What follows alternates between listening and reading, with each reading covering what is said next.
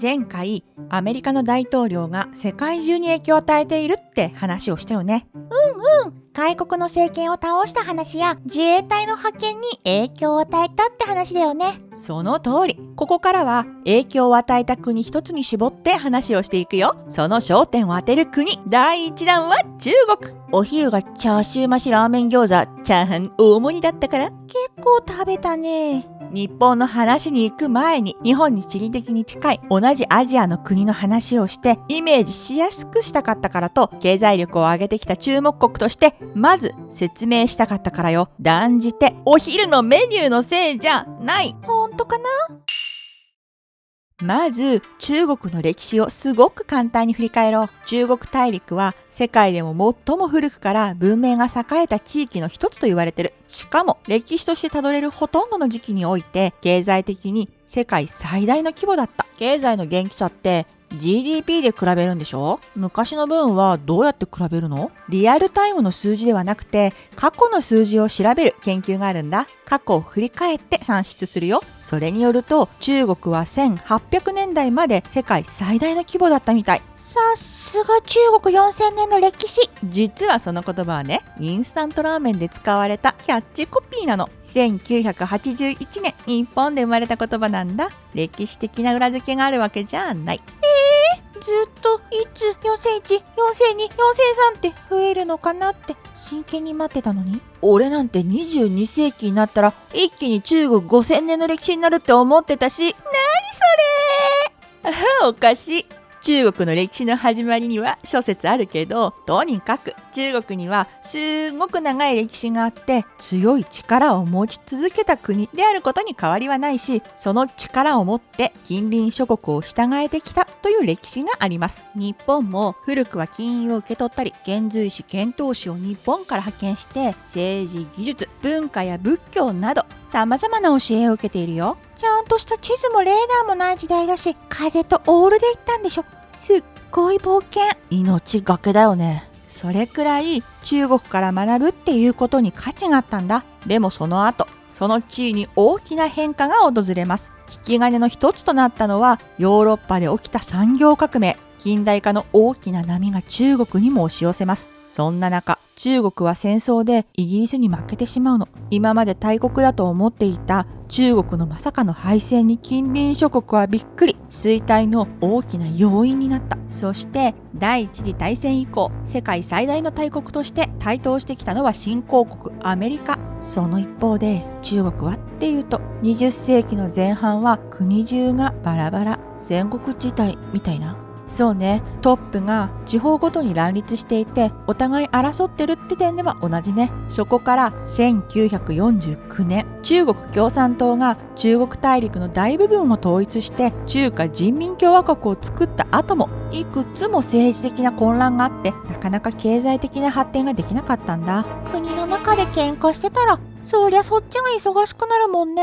そんな中国に再び発展するきっかけがやってくるよ。経済的にもっとみんなで競争し合ってどんどん儲けようぜって国のトップが旗を振ったの。どんどん儲けようぜってそんなの当たり前じゃん。他の国はみんなそうしてるでしょ。特別なことしてる感じしないのにそんなこときっかけになるの？その当たり前の部分が違うの。どんどん儲けようぜって会社や個人がそれぞれ自分で考えて動ける仕組みを資本主義社会って言うんだけど、中国はそれを全部国が決める仕組みだったから、国がどの製品をどれだけ作るか決めるし、外国企業は中国で経済活動してはダメ、政治的なことも含めて全部中国共産党が決めますっていう共産主義社会だったの。自由にやっちゃダメってこと？そう、何をするのか国が全部決めて、儲けは国が公平にみんなに分配すれば貧富の差がない平等な社会ができるっていう考え方なんだ。中国以外だとベトナムやキューバやラオスなどが共産主義の国だよ。みんな仲良しならいいのかな。でもそれだといつまでも同じ製品を作り続けて技術も進歩しないし、外国との貿易も限定的で経済が発展しなかった。だから1978年に国のトップになった鄧小平さんがやり方を大きく変えたの。経済分野だけは資本主義のやり方を取り入れよう。自分たちで好きな製品を作っていいよ。外国企業も中国で経済活動してもいいよってね、開放政策を始めたんだ。当時の中国人の人口は10億人以上。労働力としても市場としても大きな規模を誇ってた。その市場が世界に向けて開放された。経済が発展していなかったから労働力としても安く使えて、多くの海外企業が中国に工場を作ったんだ。これによって中国は世界の工場と呼ばれるようになった。例えばアップルの iPhone、ナイキのスニーカー、ユニクロなどは中国で生産されてるよ。政府はさらに産業政策や技術開発のサポートにも積極的に取り組みます。そしてとうとう2010年、日本を抜いてアメリカに次ぐ GDP 世界第2位の国に。ほんとだ、伸び方がキュイーンってしてる。この伸び方は日本の戦後の高度経済成長、所得倍増計画の時よりも右肩上がりよ。2023年には日本の GDP の4倍まで成長したんだ。軍事力もどんどん増強して、その年間軍事費世界第2位。それを支える人口だって世界第2位。人口が多いってことは国内に大きい市場を持ってるってことなんだよね。強強じゃん。その通り。おまけに安く作るだけじゃなくて技術の発展も急速に進んだ。そのことで世界に対する影響力も高まっていてね。その一つが通信技術 5G。5G をすごく簡単に説明すると、これまでよりも大量のデータをこれまでよりも速いスピードで送受信することができるっていう仕組みのこと。スマートフォンを使ってお外で動画を見たりできるのもこの技術のおかげ。この 5G は非常に高度な技術を必要とします。携帯電話ってたまに電波が消えることがあるの知ってる？地下鉄とか山の中とか？そう、地下や山の奥深いところだと電波が届かないからデータを送受信できないんだ。どんな場所でもデータを送受信するためにはいろんなところに電波塔を建てる必要がある。その電波塔の世界シェアなんと4割が中国製。中国が保有する 5G 関連特許は世界全体の 42% とも言われてる。インターネットの拡大はアメリカの影響が強かったって前話してたのに、いつの間に。通信関連だけじゃない、鉄道や港の整備にも力を入れていてね。中国ヨーロッパ鉄道の建設もしてる。一帯一路って中国を起点にした物流ルートを陸と海それぞれに作ることでヨーロッパや中東、アフリカと強くつながろうとする計画がある。この計画のために中国は過去10年間で152カ国に対して1兆ドル以上の投資をしたよ。例えば2021年、中国とタイの間で鉄道が開通しました。果物王様と呼ばれるドリアンはタイでよく取れるんだけど、ドリアンの中国への出荷額が3倍に増えたんだって。ドリアンってすっごく匂いが強いんでしょ？電車の中がその匂いでいっぱいになるのかな？一帯一路に参加している国との間では年間約400兆円の貿易が行われていると言われているよ。これは日本が参加している TPP 全体とほぼ同等の貿易規模。10年間で1兆ドルの投資って聞いた時はびっくりしたけど、たった1年でその規模の貿易が行われているなら十分元が取れそう。世界のいろんな国が貿易で発展しているならいいことだしね。それがね、一帯一路ってこの物流ルートの開発、いいことばっかじゃないとも言われてるよ。インドの下のスリランカ、ここにハンバントタっていう港がある。スリランカ近くを通る船は年間6万隻とも言われていてね、マラッカ海峡ほどではないにしてもとっても大切なインド洋の要衝、つまり商業や交通や軍事などの重要地点なんだけど、この港ね、中国がお金を融資してるの。中国に借金して建てた港ってことで、もちろんスリランカは借りたお金は返す予定だった。予定だったってなんか嫌な予感がする。たっぷり融資を受けて作った港だったけど、借金をきれいに返せるほどの利益は出せず、利子は膨らみ、やがて借金は返せず。返せないお金は借りちゃダメだよ。スリランカは2009年まで内戦があってね、戦後復興のためにお金がなかったの。しかも当時は一帯一路構想なんて言葉もなかったから、他の外国も全く警戒してなかった。インドちゃん、席隣なんだからスリランカちゃんに注意してあげて。結局この港、2017年から99年間中国の国有企業にリースすることに。他にもアジアやヨーロッパには借りたお金が返せなくって、中国が利用権を獲得した港や鉱山などがいくつもあると言われてるよ。債務の罠って言って一帯一路に対する批判意見の一つなんだ。俺のものは俺のもの、お前のものは俺のものだね。借金の肩に取られちゃったんだ。せっかく作ったのに儚い。こんな風にいろんなやり方でもって中国はかつての栄光を取り戻そうと世界中への影響力を高めていってるんだ。影響を広げるだけじゃなくて、物理的に自分の国の範囲を広げようっていう動きも積極的だよ。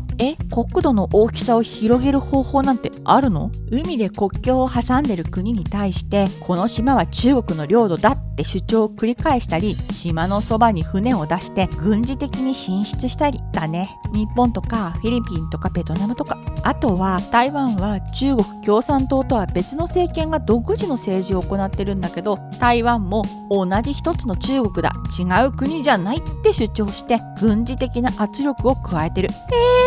お前のものは俺のものすぎない？みんな仲良くはどこに行っちゃったの？いいところも怖いところもあって付き合い方が難しいね。世界一の超大国アメリカにとっても難しい問題なのよ。政治の仕組みも違うし、独自のルールを世界中で展開しようとしてるし、中国が主導する国際的な枠組みについても重要。アジアインフラ投資銀行 AIIB や地域的な包括経済連携 RCEP とかね。その台頭影響力には注意しなければいけない点がいっぱい。この絶対負けられねえぞのバーサス関係にアクセルを強く踏み込んだのがトランプ大統領です。トランプさんって確か過激な発言がチャームポイントだったもんね。そのチャームポイント SNS の中だけで発揮しててほしいやつじゃん。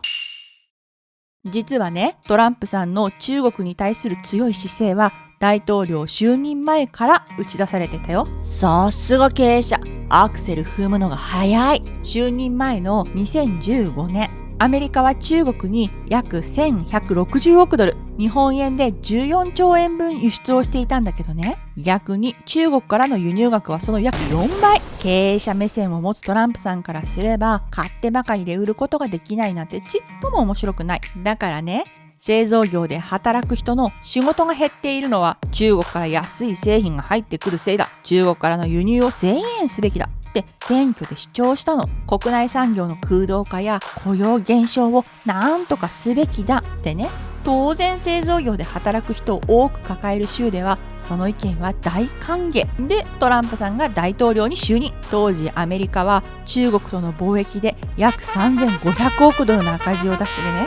そこからのスタートです。そんなに赤字出しててアメリカ大丈夫？破産しちゃいそうな国の大統領になったの？そこはね、大丈夫なのよ。赤字なのに自信満々だ。例えばパンちゃんがアメリカに旅行したとして買い物するときにはどんなお金で支払う？ドル。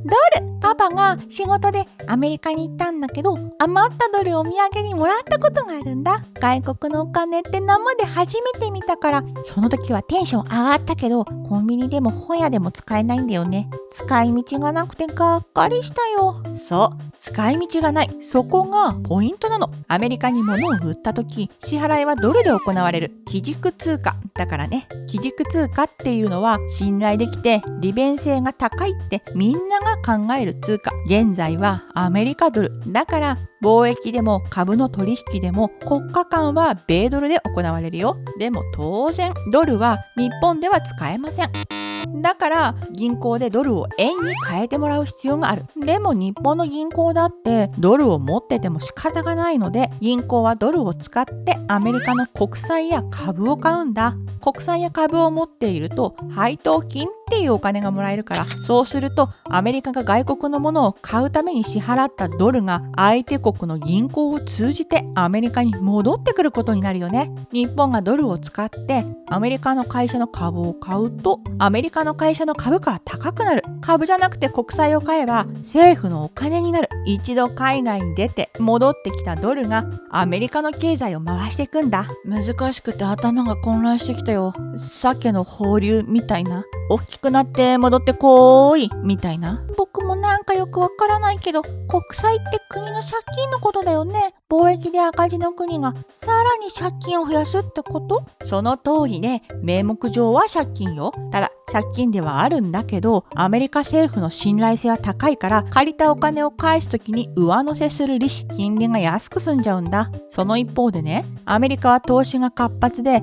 そこでは大幅な利益を出してる。その利益の合計金額は貿易赤字や国債の金利の合算よりも高い。だから最終的には黒字になってアメリカは経済的な発展を続けてるって言われてるよ。その上、基軸通貨であるってことそのものも利益を生み出してる。アメリカは通貨発行益やシニョリッジって呼ばれる利益を得てるの。シニョリッジっていうのは通貨発行にかかる費用と通貨の額面価値との差額のこと。ドルは世界中で使われてるから、アメリカは実質的に通貨を発行することだけでも自然と利益を得てると言えるよ。お金がお金を生んでる感じで錬金術っぽいね。これって大人の人はみんな知ってるの？まあ知らない人も多いんじゃないかな。でも当然トランプさんや支える人たちはこういった仕組みを理解しているよね。とはいえよ、アメリカが世界で最も輝いていた1950年代や60年代は貿易黒字。トランプさんはその頃の栄光を取り戻したいってアメリカを再び偉大にっていうキャッチコピーで出馬したの。最終的に経済がどう着地するのかっていう実利的なことよりも、トランプさんのアメリカを再び偉大にっていうメッセージの方がより多くの有権者の心を掴んだから大統領に当選したと言える。そうしてアメリカとの貿易で一番儲かっている中国が敵視されるようになったんだ。中国企業への投資制限や中国共産党員へのビザ発給制限などなど。でも多分一番ヒートアップしたのは関税に関してです。2018年3月、トランプ大統領は鉄鋼製品に対して高い関税をかけることを決めました。鉄鋼は軍事産業にとって重要な素材であり、国内の鉄鋼産業が衰退すれば安全保障上のリスクが高まる。で、国内の鉄鋼産業の保護だけじゃなく、安全保障上の理由も挙げてね、関税をかける対象国として中国だけじゃなくて日本も含んでたよ。カナダやメキシコ、ブラジルなどは除外されてたけどね。関税を上げるって大統領が勝手に決めていいの？国同士の合意が必要なもの、例えば条約を結ぶとかは議会の承認が必要だけど、アメリカ側単独で決めることができるものは大統領の権限で実行できるの。前回話した通り、大統領は強い権限を持ってるからね。関税って外国から入ってくるものに税金をかけるってことだよね。前に牛肉を話した時にやったよ。よく覚えてるね。外国から安い製品が入ってくると価格差で負けてしまって、国の中でそれを作るのをみんながやめてしまうかもしれない。そんなことになったら困るから、価格のバランスが取れるようにって入ってくる量にブレーキをかける役割を持つのが関税だね。その関税を 25% に引き上げました。多いのか少ないのかわかんないけど、税金で今の値段が上がるのが困るよね。で、今回のテーマは中国だけど、そんなに中国から輸入してたの？中国からの鉄鋼製品輸入量は全体の 2%、日本の方が多いぐらい。さらにそれだけじゃ終わらなくって、今度は中国からの輸入品を対象にして関税をかけることにしたの。対象にしたのはロボットや半導体、家具、家電など。輸入額は約2500億ドル。当時のレートで28兆円ぐらい。これは中国からの輸入品の半分相当。そこに 10% から 25% の関税をかけることにしたよ。そんなに畳みかけて大丈夫？当然中国も黙ってはいない。こっちも関税かけてやるって対抗した。やられたら倍返しで。中国は自動車などの工業製品や農産物、液化天然ガスなど1100億ドル相当を対象に5% から 25% の関税をかけたんだ。これは中国がアメリカから輸入しているものの 70% 相当。お互いに関税をかけてその結果どうなったの？まずアメリカの多くの企業が中国からの調達を減らしたよ。生産拠点を他の国に移したりね。部品や製品を輸入していた企業はコスト増加に販売減少、ダメージを受けたんだ。消費者への影響もあった。関税をかけた分値段が上がるんだけど、その費用を誰が負担するかって言ったら、輸入したアメリカの企業や消費者、家電製品や家具などの日用品の価格が上昇、家計を圧迫してしまったの。お互いの輸出入の減少にもつながった。中国からの輸入が減ったのもそうだけど、アメリカからの農産物の輸出は 35% も減少したって言われてるよ。倍返ししちゃダメってことか。おまけにね、関税を引き上げることが世界貿易機関 WTO のルールに違反している可能性が指摘されてる。WTO ってね、貿易に関するルールをいろいろ決めてるんだけど、そこでは加盟国は正当な理由がない限り関税を引き上げることはできないってなってるんだ。アメリカ大統領の権限については国内ルール、こちらは加盟国ルール。優等生の学級委員がクラスのボスのむちゃくちゃをルールで止めようとしてるみたいなもんだよね。止まりっこないよ。アメリカと中国の対立は関税だけにとどまらない。ファーウェイっていう中国のスマートフォン、安いだけじゃなくって、まるで望遠鏡を覗き込んだみたいな月の写真が撮れるってね。当時としては最新鋭の機能も持ってて、世界中で人気が出た。シェアが急速に伸びていったそのスマートフォンなんだけど、なんとアメリカは販売を妨害。まず販売そのものを禁止。ヨーロッパにもそれを呼びかけて巻き込み、Google を使わせるな。スマートフォンの部品である半導体などは輸出禁止と製造そのものも妨害。意地悪。中国の製品はデータが抜かれてる。スパイ活動やサイバー攻撃に悪用される可能性がある。だからアメリカでは禁止するって発表したんだよ。なのでこれは意地悪ではないと。2018年のスマートフォン販売台数を見てみると、1位は韓国のサムスン、2位は iPhone で有名なアップルだけど、3位から5位は中国のメーカーだった。3位がこのファーウェイね。だけどこのアメリカの政策の結果、ファーウェイのスマートフォンの世界販売台数は急落してしまったの。さっき中国は 5G などの通信技術についても高いシェアを持ってるって話をしたけど、ファーウェイが持つ 5G の技術もヨーロッパ各国で採用を取りやめる動きが出て、全体の売り上げにも大きく影響してしまうんだ。せっかく頑張って開発したのに、開発した人は悔しかったろうね。もちろんファーウェイはアメリカ政府の主張を否定したし、自社の製品が安全であることを強調したよ。アメリカ政府の制裁は不当だって世界貿易機関 WTO に提訴もしてる。そしてファーウェイは中国国内で部品を調達して中国国内を中心にスマートフォンを販売するようになったんだ。 5G の技術も欧米以外のアジアやアフリカなどで販売するようになった。研究開発への投資も続けてね、 AI やクラウドコンピューティングなど新しい技術を開発した。アメリカの圧力には屈しなかったんだね。そうね。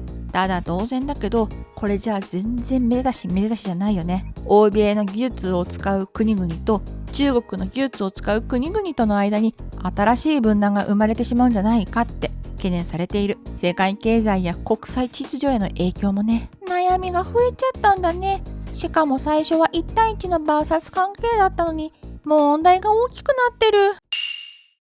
大きな国同士がこんなに仲悪くなっちゃって大丈夫なの？しかも他の国にまで飛びしてるしさ。もちろんどこかで対立関係に歯止めをかけたいよね。対立をやめるための話し合いはちゃんと行われたんだよ。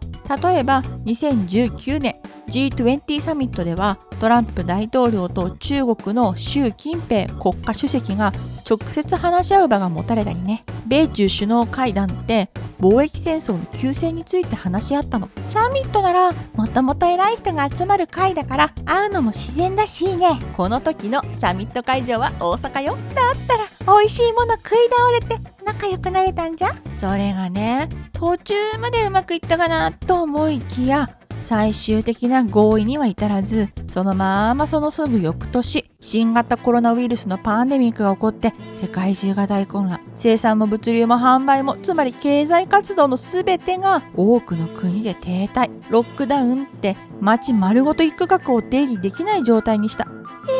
サミットしてこれからみんなで仲良くなれたらいいなって時に、そう、アメリカがとか中国がとかもう関係なく世界中が大ダメージを受けた。さらに悪いことに、この新型コロナウイルス発生源は中国って言われていて、トランプ大統領は中国の初期対応を強く批判。コロナウイルスのことを中国ウイルスって呼んだりね。この敵対的な姿勢で再び米中の対立が悪化してしまったの。そしてこのコロナパンデミック中がちょうど大統領選挙の年でね、選挙の結果、民主党のバイデンさんが大統領当選、政権交代が起こったんだ。トランプさんじゃなくなったら中国との関係は少しは良くなった？バイデン大統領は基本的にはトランプ前大統領と同じ。中国に対しては強い姿勢を継続したよ。中国の人権問題についてはトランプ政権以上に強い姿勢だったし、批判や制裁措置も行った。そしてね、中国の経済力、軍事力がこのまま拡大していけば世界が変わってしまう。それを警戒していたから、関税も基本的には継続。むしろ一部製品においては引き上げが行われて、3700億ドルの品目に対して関税がかかるようになった。例えば、中国の電気自動車は 25% から 100% へ大幅に拡大。むしろ増やしたんだ。中国の政治的な拡大に対しては、アメリカ単独だけじゃなくて、同盟国との連携を重要視していてね。その同盟国の中には当然日本も入っています。日米、オーストラリア、インドの4カ国の枠組み、クアッドや日米、ヨーロッパの連携などね。アメリカと中国の対立は経済、技術、安全保障、イデオロギーなど様々な分野に及んでいて超複雑。まだまだ終わらない可能性が高い。そんな時に再びトランプさんが大統領就任。もうさ、美味しいもの食べてもらって解決させちゃおうよ。各国の首脳がトランプ大統領との関係づくりに苦労する中、1対1の交渉、ディールを重視していたからよ。自由で開かれたインド太平洋。トランプ大統領はその解決に前のめり。トランプ大統領のやり方に日本は大きく翻弄されていきます。